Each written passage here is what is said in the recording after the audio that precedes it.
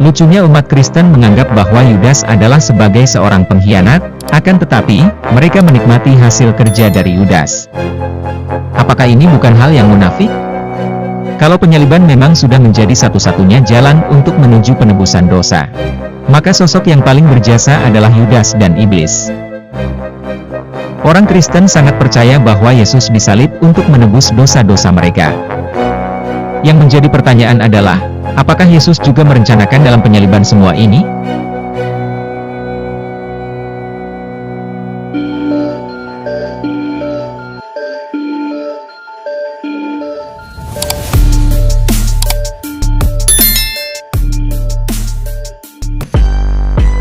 Dalam kepercayaan Kristen mengatakan, bahwa Yudas mengkhianati Yesus.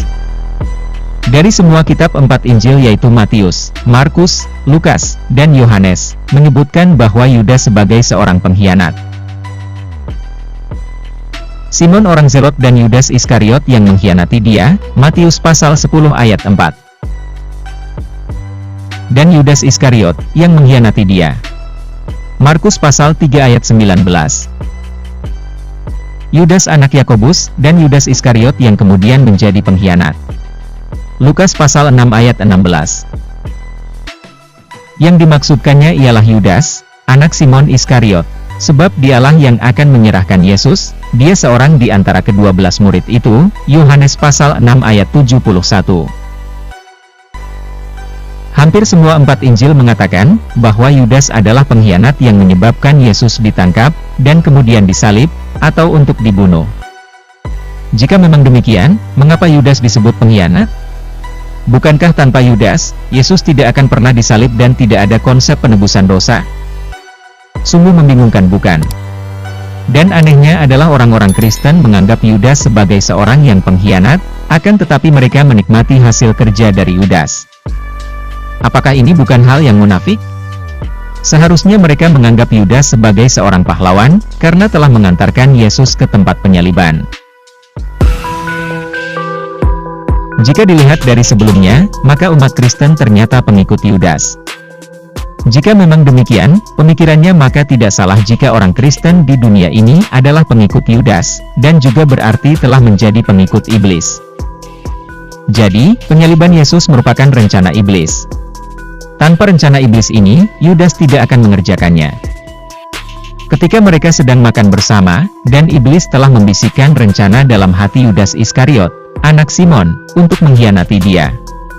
Yohanes pasal 13 ayat 2. Maka masuklah iblis ke dalam Yudas, yang bernama Iskariot, yaitu seorang dari ke-12 murid itu. Lukas pasal 22 ayat 3. Dengan demikian, iblis juga memiliki andil besar dalam penyaliban Yesus. Kalau saja Yudas tidak dibisiki oleh iblis, apakah Yudas akan melakukan pengkhianatan? Tentu tidak. Bahkan apakah benar misi Yesus ke dunia untuk disalibkan, agar menebus dosa-dosa manusia? Kalau memang umat Kristen mempercayai keimanan ini, maka Tuhan telah membuat konspirasi dengan iblis dan Yudas dalam rencana penyalibannya. Artinya, selain jasa Yudas dan juga jasa iblis, tanpa mereka berdua, tidak akan pernah Yesus disalibkan. Secara ilahian, kalau hubungan sebab akibat ini memang benar, maka semua iblis akan masuk surga juga. Dan dengan demikian, Tuhan menciptakan iblis ternyata lebih berguna dari malaikat? Karena fitrah iblis telah membuktikan dirinya punya andil dalam penyaliban Tuhannya. Itulah mengapa jika orang Kristen menggunakan momen penyaliban Yesus untuk membentuk doktrin penebusan dosa, mereka seharusnya menggunakan Injil Yudas dalam keseharian mereka, dan membuang 4 Injil yaitu Matius, Markus, Lukas dan Yohanes. Akan tetapi, mereka menganggap Injil Yudas justru tidak syahih. Logika penyaliban Yesus. Dari sisi pemikiran yang lain, penyaliban Yesus, konon akibat ulah murid-muridnya sendiri yang tidak setia. Yesus terlepas dari semua rencana jahat itu, dan Yesus tidak pernah membuat rencana apapun soal penyaliban dirinya. Apakah benar Tuhan punya rencana aneh dalam ilahiyah untuk menebus dosa-dosa manusia? Marilah kita membaca ayat-ayat sebagai berikut. Dan ketika mereka sedang makan, Yesus berkata, "Aku berkata kepadamu, sesungguhnya seorang di antara kamu akan menyerahkan aku." Matius pasal 26 ayat 21. Dari contoh ayat tadi, kita bisa memahami bahwa Yesus tidak merencanakan apapun, dan Yesus mengatakan bahwa di antara muridnya ada yang akan menyerahkan dirinya.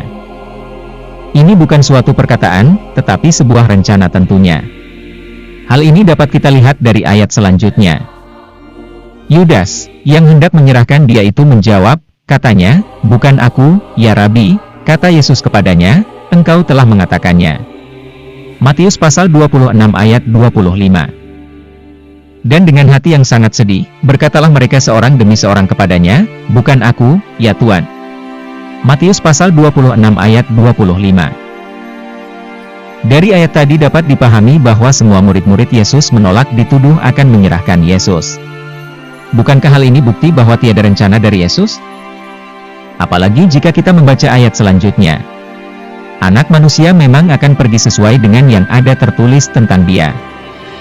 Akan tetapi, celakalah orang yang olehnya anak manusia itu diserahkan. Adalah lebih baik bagi orang itu sekiranya ia tidak dilahirkan. Matius pasal 26 ayat 24. Lihatlah ayat ini, Matius pasal 26 ayat 24. Anak manusia memang akan pergi, maksudnya adalah bahwa semua manusia pasti akan mati, tetapi Yesus mengatakan, celakalah orang yang menyerahkan dirinya untuk disalib. Itulah mengapa saat disalib Yesus berteriak seolah tidak terima. Kira-kira pada saat jam 3 berserulah Yesus dengan suara nyaring, "Eli, Eli, lama sabachthani," artinya, "Allahku, Allahku, mengapa engkau meninggalkan aku?" Matius pasal 27. Berarti sejak semula, Yesus datang ke dunia ini bukan untuk menebus dosa manusia, akan tetapi karena dia bernasib sial, dia mati terbunuh di salib. Lalu oleh Paulus dibuatkanlah skenarionya, bahwa Yesus mati di salib untuk menebus dosa manusia. Dan dibuatlah seolah-olah Yesus rela mati, padahal dia berteriak-teriak saat dia disalib. Kalau orang rela mati, tidak mungkin akan berteriak, malah dia bangga mati karena misi penyaliban telah tercapai. Dan dapatkah dosa umat Kristen tertebus oleh kematian Yesus di kayu salib tanpa jasa iblis dan Yudas? Mungkinkah Yesus dengan senang hati menghadap Pontius Pilatus, dan meminta untuk disalibkan untuk menebus dosa-dosa manusia? Apakah Yesus dapat menyalibkan dirinya sendiri, dan tanpa melibatkan orang lain? Pertanyaan tadi sungguh sangat menggelikan, karena tentunya, kalau kita bicara misi Yesus turun ke dunia untuk disalibkan, jelas ada konspirasi sebelumnya antara iblis dan Yudas. Dan balasan dari Yesus pada Yudas, iblis, Pontius Pilatus dan semua orang yang menyalibkan dirinya adalah sorga kelas 1. Karena tanpa jasa mereka, apalah artinya Yesus turun ke dunia ini? Kalau memang benar penyaliban itu untuk penebusan dosa, mengapa iblis justru membantu dengan merayu Yudas agar Yesus bisa ditangkap dan disalibkan? Padahal notabene iblis adalah musuhnya manusia, dan sejak kapan iblis mengupayakan agar dosa manusia bisa terhapus atau ditebus? Bagaimana menurut kalian? Ada tambahan? Silahkan tulis di kolom komentar.